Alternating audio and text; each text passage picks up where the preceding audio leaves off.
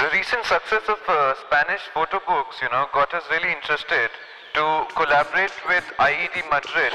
So we're doing a workshop with Cristina de Middle and Ricardo Casas, where Cristina's students are working on a ghost story and Ricardo's students are working on a creative process called PhotoZT.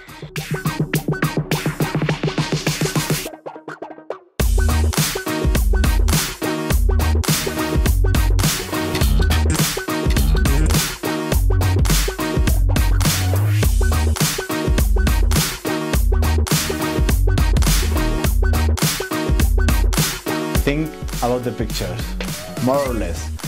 Later we print the pictures and we try to make an interesting combination between pictures to have an interesting meaning about our time, our displays.